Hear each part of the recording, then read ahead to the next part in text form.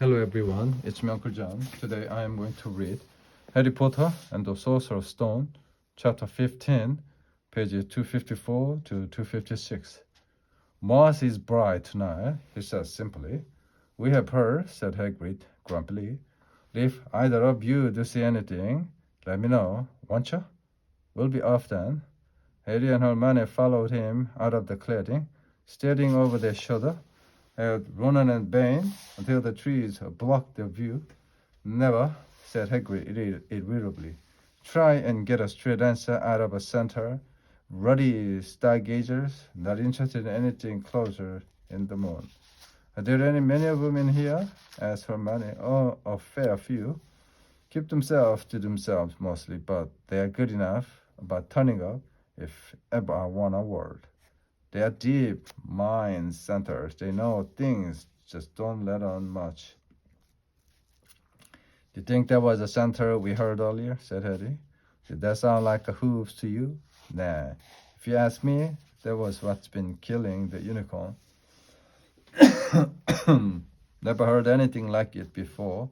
They walked on through the dense, dark trees. Harry kept looking nervously over his shoulder. He had a nasty feeling they were being watched. He was very glad they had Hagrid and his crossbow with them. They had just passed the bend in the path when Hermione grabbed Hagrid's arm. Hagrid, look, Red's bark. The others are in trouble. You two wait here, Hagrid shouted. Stay on the path. I'll come back for you. They heard him crashing away through the undergrowth and stood looking at each other, very scared until they couldn't hear anything but the rustling of leaves around them. You don't think they've been hurt, do you? Whispered Hermione. I don't care if Malfoy has, but if something's got Neville, it's our fault he's here in the first place. The minutes dragged by. The ears seemed sharper than usual. Harry just seemed to be picking up every sigh of the wind, every cracking twig. What was going on? Where were the others? At last, a great crunching noise announced Hagrid's return. Malfoy, Neville, and Fang were with him. Hagrid was fuming. Malfoy, it seemed, had sneaked up behind Neville and grabbed him as a joke.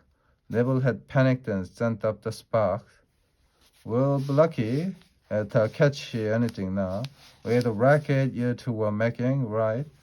We are changing groups. Neville, you stay with me, and Hermione and Harry, and you go with the Fang and this idiot.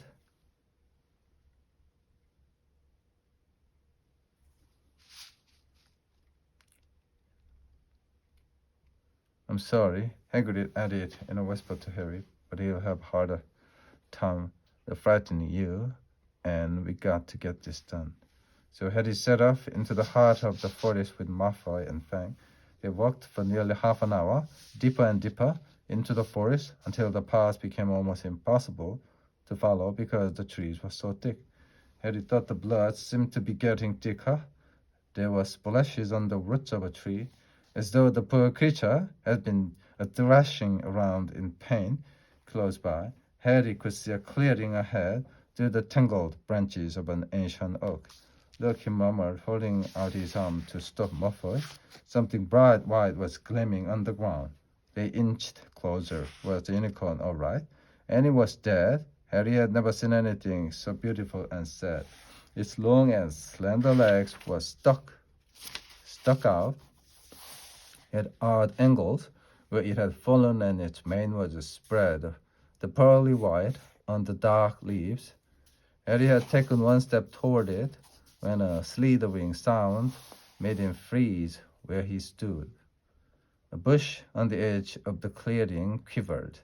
Then out of the shadows, a hooded figure came crawling across the ground like some stalking beast. Harry, Malfoy, and Fang stood transfixed. The cloaked figure who reached the unicorn lowered its head over the wound in the animal's side and began to drink its blood. Arr! Malfoy let out a terrible scream and bolted. So did Fang. The hooded figure raised its head and looked right at Harry. Unicorn blood was dribbling down its front. It got to its feet and came swiftly toward Harry. He couldn't move for fear. Then a pain like he had never felt before pierced his head. It was as though his skull were on fire. Half blinded, he staggered backward. He heard hooves behind him, galloping as something jumped clean over Harry, charging at the figure. The pain in Harry's head was so bad he fell to his knees. It took a minute or two to pass. When he looked up, the figure had gone. A centaur was standing over him, not Ronan or Bane. This one looked younger. He had white blonde hair and the palomino body. "Are you all right?" said the centaur, pulling Harry to his feet. "Yes, thank you. What was that?" Centaur didn't answer. He had astonishingly blue eyes, like pale sapphire. He looked carefully at Harry, his eyes lingering on the scar that stood out, livid on Harry's forehead. The end.